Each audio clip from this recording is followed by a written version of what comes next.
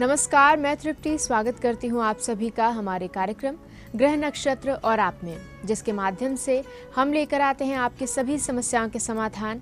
साथ ही साथ आपको बताते हैं ज्योतिष विज्ञान से जुड़ी कुछ महत्वपूर्ण जानकारी और आपका दैनिक राशिफल। कार्यक्रम को आगे बढ़ाते हुए सबसे पहले आपको बताते हैं कैसा जाने वाला है आपका आज का दिन, जिसे बताने के लिए हमारे साथ स्टूडियो में मौजूद हैं आचार्य राजेश जी। आचार्य जी, आपका बहुत बहुत स्वागत है। नमस्कार। आज है दिनांक 23 मई और दिन है शनिवार। आइए जानते हैं आपका दैनिक राशिफल।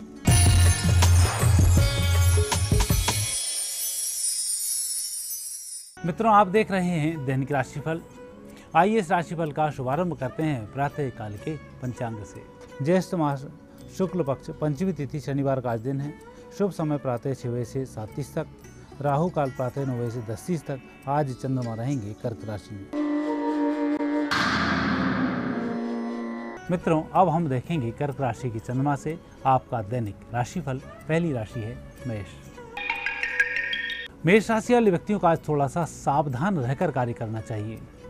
सावधानी इसलिए आवश्यक है कि आप जो काम करने जा रहे हैं उसमें आप सफल होंगे।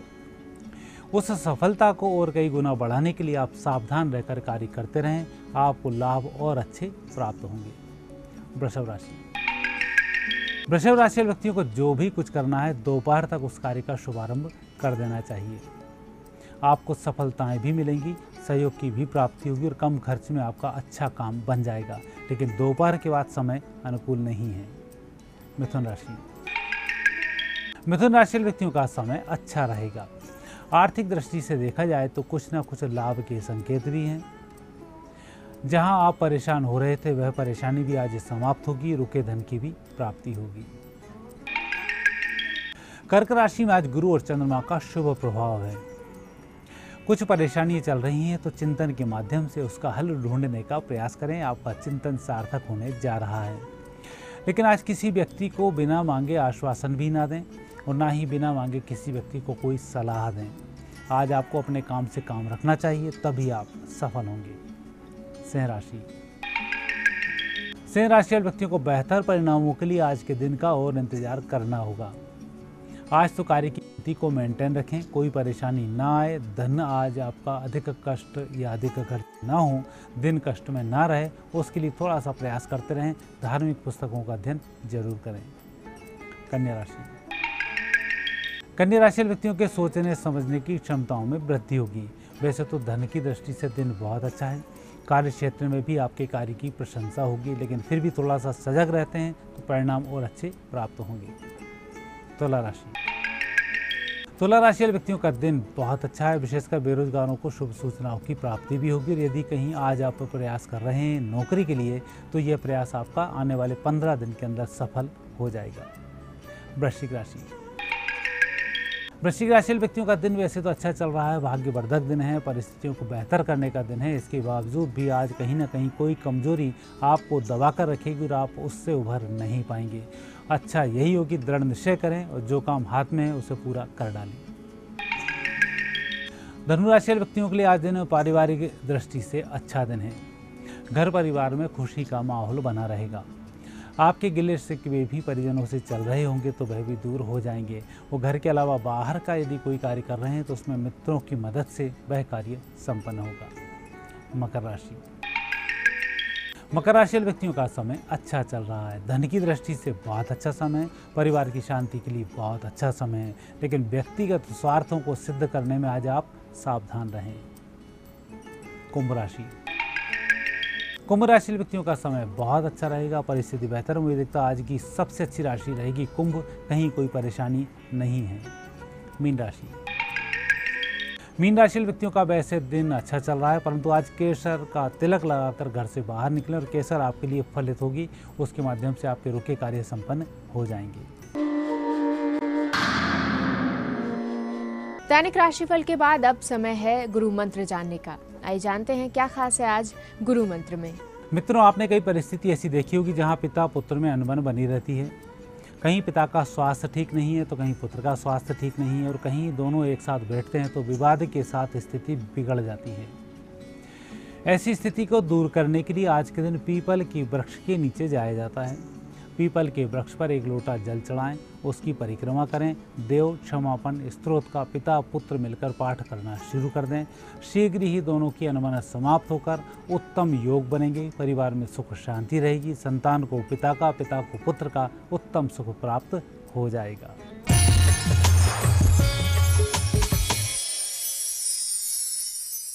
आचार्य जी, आपका बहुत बहुत धन्यवाद। धन्यवाद। इसी के साथ समय हो चला एक और छोटी सी ब्रेक का। ब्रेक के बाद डॉक्टर शंकर चरण त्रिपाठी जी से जानेंगे कि अगर कुंडली के अष्टम भाव में सूर्य उच्च का हो तो जातक को किस प्रकार से प्रभावित करता है। साथ ही साथ हमारे कॉलेज की समस्याओं के समाधान भी जानेंगे। तो कहीं जाइएगा मत, देखते रहिए ग्रह नक्षत्र और आप।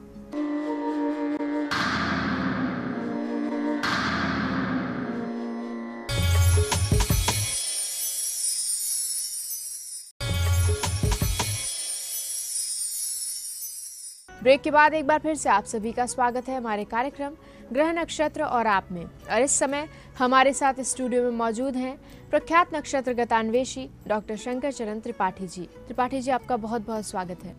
त्रिपाठी जी, आज हम जानना चाहेंगे कि अगर कुंडली के अष्टम भाव में सूर्य उच्च का हो तो जातक को किस तरह से प्रभावित करता है। अष्टम भाव पर संस्खेट यानी आफ्ताब यानी सूर्य कदाचित आ जाए तो व्यक्ति मलिन होगा चित्त से, धूर्तता उसके चेहरे पर नजर आई, ठगी के आधार पर धन अर्जन करने का प्रमाण लेगा।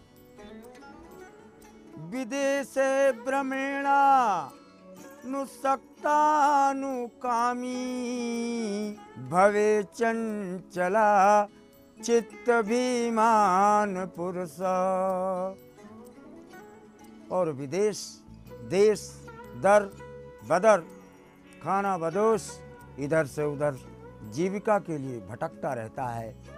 ऐसा जातक तप्त दग्ध की अवस्था को प्राप्त होता है, जैसे इसके सिर पर आग रखी हो।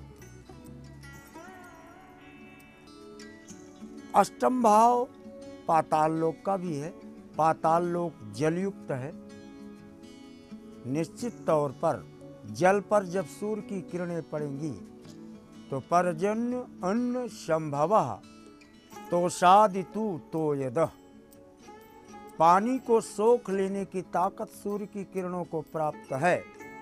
इसलिए यहाँ से उत्पन्न होने वाले समस्त करण एवं अधिष्ठान सूर्य शुष्क में तब्दील कर देता है।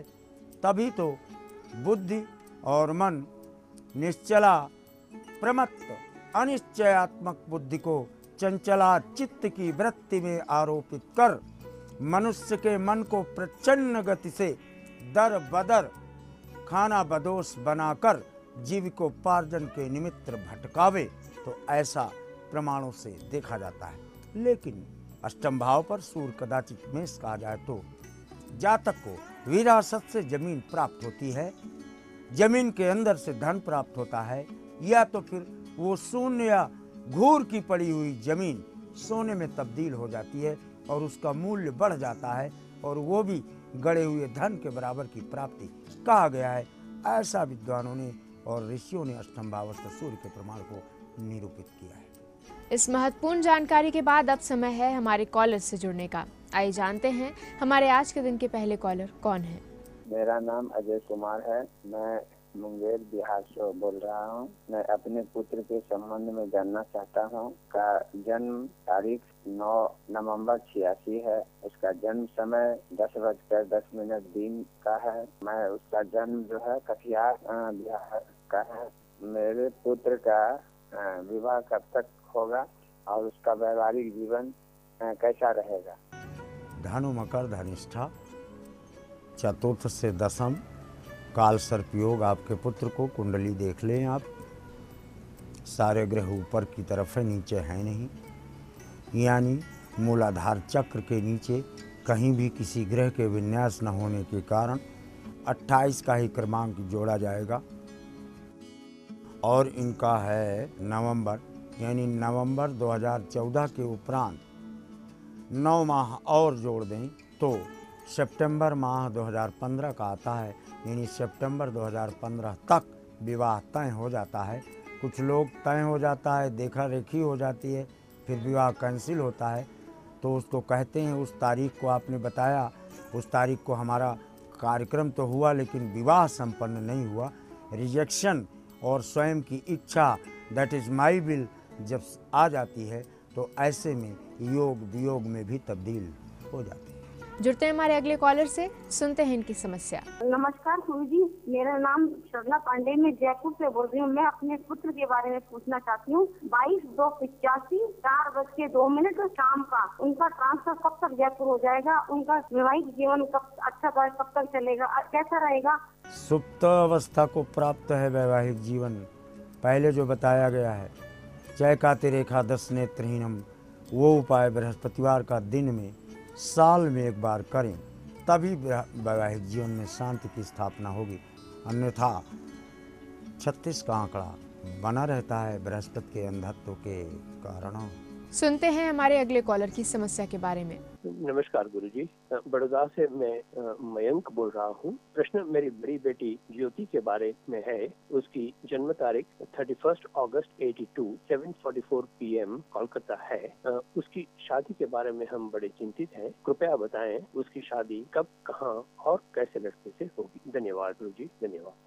अष्टमेश सप्तम भाव पर विद्यमान है बुध के साथ, यानी 29 वर्ष 11 माह 7 दिन लगभग 30 वर्ष इसमें हम जोड़ें तो 2012 आता है। नहीं 2012 में इसकी शादी तय हो, फाइनल हो, रुके कुछ दिनों के लिए स्टेगनेशन पर, तब इसका अब 2012 में नहीं तो 2 वर्ष 7 माह 9 दिन पुनः सेकंड ऑर्बिट सन की आएगी, यानी जुलाई 2015 आएगा, वो भी 29 जुलाई 2015। यहाँ पुनः शिष्य के विवाह का योग उसी क्रमांक में जो 2015, 12 और 13 में बना है, उसी क्रमांक से पुनः लौट कर आता है। और इनको च छ ज झ इयां यानी पति मिलता है, प फ ब भ म, प्रथम अक्षर अ और म। जुड़ते हैं हमारे अगले कॉलर से और सुनते हैं इनका प्रश्न। मेरा नाम नीना है और मैं हिसार हरियाणा की रहने वाली हूँ। मेरा डेट ऑफ बर्थ 17/8/1964, टाइम दिन के 11:40 दिल्ली का जन्म है। मेरे 4 बच्चे हुए थे लेकिन उनमें से एक भी नहीं बचा। अब मेरे भाग्य में आगे क्या है ये मैं जानना चाहती हूँ। और एक और बात जानना चाहती हूँ कि हम चारों बहन भाई का आपस में कोई भी डिस्प्यूट नहीं है, फिर भी हम किसी के पास आते जाते नहीं है। कृपया कोई उचित मार्गदर्शन बताइए। शनि पंचम, सूरज का 10, औलाद तो नहीं बचती। बृहस्पति अष्टम, और बृहस्पति उपाय से दे तो देता है, मृत्यु के समय, चूंकि अष्टम है इसलिए मृत्यु के समय कोई न बचे ऐसा देखा नहीं गया। भाई भी पुत्रवत होता है, रावण के भी अष्टम बृहस्पति था, अंत में विभीषण खड़ा रहा मृत्यु के समय, यानी समूल विनाश नहीं होता, आपको अंततः एक औलाद जीवित रहती है या प्राप्त होती है। आइए जानते हैं हमारे अगले कॉलर कौन है और इनकी समस्या क्या है। गुरु जी प्रणाम, मैं हितेश जलगांव महाराष्ट्र से बोल रहा हूँ। मुझे मेरे अंकल के बारे में पूछना है। उनकी डेट ऑफ बर्थ 7 मई 1961 है, समय 10:15 बजे दिन का, स्थान जलगांव। काफी समय से ड्रिंक करते हैं, क्या उनकी ड्रिंक आदत छूटेंगी? वो घर में प्रॉब्लम भी क्रिएट होता है, उससे कलेश होता है, क्या उन पे कोई नकारात्मक ऊर्जा का कोई प्रभाव है? तो क्या इसका कोई उपाय होगा? तो गुरु जी कृपया बताना। मिथुन मकर श्रवण, चांदी की थाली में भोजन कराओ, बुद्धि का ढक्कन बंद है। केवल मन से जब काम होते हैं तो व्यक्ति अपनी लत पर, अपनी आदतों पर, अपने स्वभाव पर, अपने व्यवहार पर और आचरण पर नज़र नहीं करता। जैसे लहसुन खाने वाले को दुर्गंध महसूस नहीं होती, दूसरे लोग उसको महसूस करते हैं, उसी प्रकार से मिथुन लग्न या मिथुन राशि का जातक अपने कार्यों को, अपने वचनों को, अपने आचरणों को, अपनी आदतों को श्रेष्ठता देता है, उनका आधार सिद्ध करता है। अतः पहले इनका मस्तिष्क मन से चलने वाले को बुद्धि में चलने वाला बनावे, तभी आगे कोई उपाय। इन्हें चांदी के थाली पर 42 दिन लगातार भोजन कराया जाए। इसी के साथ समय हो चला एक और छोटे से ब्रेक का। ब्रेक के बाद जानेंगे हमारे और भी कॉलर्स की समस्याओं के समाधान। तो कहीं जाइएगा मत, देखते रहिए ग्रह नक्षत्र और आप।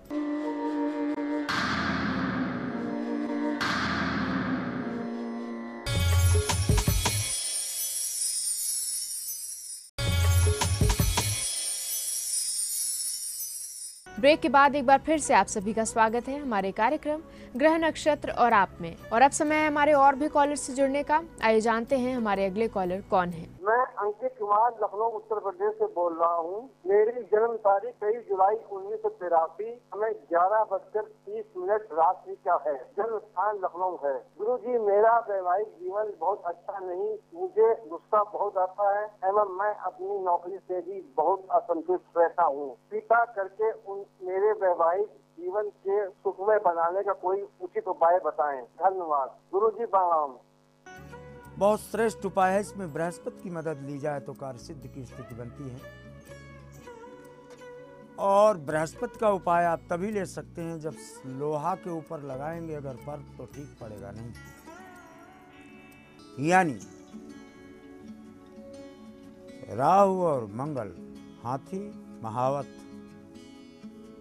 महावत बैठा हो हाथी के ऊपर, हथनी के ऊपर नहीं। लड्डू उसके सामने रखे हों 18। हाथी ढूंढ पाओ तो अच्छी बात है, खिला दो, अन्यथा ये चित्र बनाकर दक्षिण और पश्चिम कॉर्नर अपने बेडरूम में लगाओ। आनंद की अवस्था उसी दिन से देखने को मिलेगी गृहस्थ आश्रम में। सुनते हैं हमारे अगले कॉलर की समस्या के बारे में। मेरा नाम अनुराग सिंह है और मेरा डेट ऑफ बर्थ है 24 जुलाई 1996 और मेरा जन्म स्थान है जमशेदपुर झारखंड। समय है 7:15 और मेरा प्रश्न है कि मेरा सेहत हमेशा खराब रहता है, कृपया कोई उपाय बताएं और मेरे फ्यूचर क्या है। सिंह तुला स्वाति ढाहत पाहन पवि ढहत भारत चीरत अंग तऊ चोचना संचरई स्वाति प्रीति प्रसंग।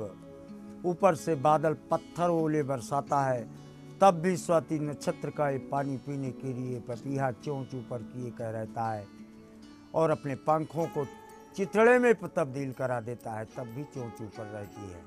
यानी बीमारी तब छोड़ेगी जब स्वाति नक्षत्र का पानी कैद कर ले और उसे 2 बूंद पी ले सीधे आकाश की तरफ मुख करके, तब अपनी रोग की अवस्था को प्राप्त हो जाती है। सुनते हैं हमारे अगले कॉलर की समस्या के बारे में। गुरुजी प्रणाम, मैं अरुण रावत बोल रहा हूँ देहरादून उत्तराखंड से। मेरा डेट ऑफ बर्थ 16 सितंबर 1981 है। समय 2 बजे सुबह से। जन्म स्थान देहरादून है। मैं नया व्यापार करने की सोच रहा हूँ। आप मुझे कृपया बताएं कि मैं कौन सा व्यापार शुरू कर सकता हूँ। मेरा विदेश जाने का योग कब तक है। कर्कमीन रेवती भाई साहब, आपसे हमारा निवेदन है, कृपया भारत में व्यापार करना हो तो सामुद्रिक बेल्ट ही भारत का तलाशना, अन्यथा चद्दर लपेट लो। जुलाई 2015 के उपरांत आपको बाहर और विदेश से एक्सपोर्ट इंपोर्ट या काम करने का प्रमाण प्रदत्त पृष्ठभूमि से स्पष्ट। आइए जानते हैं हमारे अगले कॉलर अपनी किस समस्या का समाधान जानना चाहते हैं। प्रणाम गुरुजी, मैं श्रीमती कमलेश शर्मा भोपाल मध्य प्रदेश से बोल रही हूँ। मेरी जन्म दिनांक 7/1/1976, जन्म का समय 10:20 भोपाल। मैं सरकारी सर्विस के लिए प्रयासरत हूँ। मेरी सरकारी जॉब कब तक लगेगी। सिंहमीन पूर्वा भाद्रपद का स्वामी मंगल placed in the 10th Mars ported in the 10th attracts the job not once or twice. You are likely to be next in teaching or banking sector. Please put up your contribution. सुनते हैं हमारे अगले collar की समस्या क्या है। प्रणाम गुरुजी, मैं सरिता हजारीबाग झारखंड से बोल रही हूँ। मेरे बेटे का नाम अभिमन्यु है। का डेट ऑफ बर्थ 24 अप्रैल 1981, गया बिहार, सुबह 6:10 है। उसकी अच्छी नौकरी कब तक होगी और उसका वैवाहिक जीवन कैसा रहेगा। मेष धनमूल संन्यास कृतो देवा, सन्यासी है आपका ये बालक, निसंग निष्प्रह भाव से कार्य करता है। 7 नौकरियां इसको लगातार करनी है, जिसमें तीसरी, 5वीं एवं 7वीं श्रेष्ठ, बाकी असंतुष्टि परक और जबरदस्ती वाली हैं। समय है हमारे अगले कॉलर से जुड़ने का। आइए जानते हैं ये कौन है। मेरा नाम आशीष शुक्ला है। मैं लखनऊ उत्तर प्रदेश से बोल रहा हूँ और मेरा जन्म तिथि है 27 फरवरी 1990 और जन्म का समय है सुबह 5:10 और जन्म स्थान है भिंड मध्य प्रदेश। और मेरा पंडित जी से सवाल है। पंडित जी, मेरी 17 फरवरी 2010 को मेरी मॉम की डेथ हुई थी। उसके बाद मेरी लाइफ में सब कुछ बुरा हो रहा है। अभी इससे पहले मैं पढ़ने में अच्छा था, मेरी पढ़ाई एकदम बर्बाद हो गई, कैरियर में कुछ नहीं हो रहा है, पर्सनल फैमिली में कुछ भी नहीं बचा है। फैमिली में जितने भी मेंबर थे सब लोग मुझे छोड़ के जा चुके हैं। मेरी एक बहन थी, अभी मेरा लास्ट ब्लड रिलेटिव, उसकी भी 25 मार्च 2015 को उसकी भी डेथ हो गई है। पंडित जी, अब मैं क्या करूं? मेरी ये सारी दिक्कत कैसे खत्म होगी? मकर मीन उत्तरा भाद्रपद कुंडली को किसी भी तरह से अच्छा नहीं कहा जा सकता। हाँ, चंद्रमा से चतुर्थ बृहस्पति आकर भले नीचस्थ स्थिति को प्राप्त हो जाए, लेकिन इसकी दृष्टि दशम पड़ेगी, अर्थात सब कुछ खो जाए आपका, लेकिन आपकी दृढ़ इच्छा शक्ति किसी प्रकार से नहीं खोती और आप इस झंझावात से, इस तूफान से, इस रोज बिजली गिरने वाले क्रम से निजात पा जाएंगे। भले ही भट्टी में जलते हुए हों, आप निकल आएंगे और पुनः स्थापित होंगे। पुनः आपके आंगन में मंगल कार्य और शहनाइयाँ बजेंगी। इंतजार करो। और अब बारी है हमारे आज के दिन के आखिरी कॉलर से जुड़ने की। आइए जानते हैं ये कौन है और इनका प्रश्न क्या है। मेरा नाम अजय कुमार मीणा है, जयपुर राजस्थान से बोल रहा हूँ। मेरी जन्म तिथि 24 सितंबर 1990 है और जन्म स्थान टोंक राजस्थान में। मेरा प्रश्न ये था गुरुजी कि मेरी सरकारी जॉब नहीं लग पा रही है बहुत कोशिश के बाद भी, और मेरी जॉब कब तक लगेगी और इसके लिए कुछ उपाय हो तो बताइए जी। धन्यवाद। भाई जी, वृश्चिक अनुराधा, पहले भी बताया कि अनुराधा नक्षत्र में उल्टा सीधा फेंक दो, जमी है सब बीच। अनुराधा नक सुखद है। ये अनुराधा नक्षत्र में गवर्नमेंट जॉब आपको मिलती है अनुराधा। और दूसरी बात कि जब बृहस्पति के साथ केतु आपकी किस्मत घर में है तो सोना तो बिस्कुट देखता सुनार के यहाँ रखा तो होता है, लेकिन ये निकाल के केतु थोड़ा थोड़ा काटा जाता है, जलाया जाता है, आग से भस्म किया जाता है, तब उसका आभूषण बनता है। यानी अभी आप इन 3 स्टेजों से जब गुजरेंगे तभी आपको अच्छे आभूषण के रूप में मुकुट मस्तक पर सुशोभित यानी राज्य पद गवर्नमेंट जॉब मिलने के क्रमांक प्रदत्त पृष्ठभूमि से 1 नहीं 2 देखे जाते हैं। जी त्रिपाठी जी, कार्यक्रम में आने के लिए आपका बहुत बहुत धन्यवाद। प्रणाम। हमारे आज के इस कार्यक्रम में फिलहाल इतना ही, लेकिन जाने से पहले हम आपको बताना चाहेंगे कि कैसे आप भी अपने जीवन की समस्याओं से छुटकारा पा सकते हैं ज्योतिष विज्ञान के माध्यम से। आप हमारे टोल फ्री नंबर पर कॉल करके अपना प्रश्न रजिस्टर करवाएं। हमारा टोल फ्री नंबर है 1800-108-1108। कृपया अपना नंबर आने तक प्रतीक्षा करें, या फिर आप अपनी समस्या हमें ईमेल भी कर सकते हैं हमारी ईमेल आईडी पर। इसी के साथ मुझे दीजिए इजाज़त। कल फिर होगी आपसे मुलाकात इसी समय इसी चैनल पर। तब तक के लिए नमस्कार।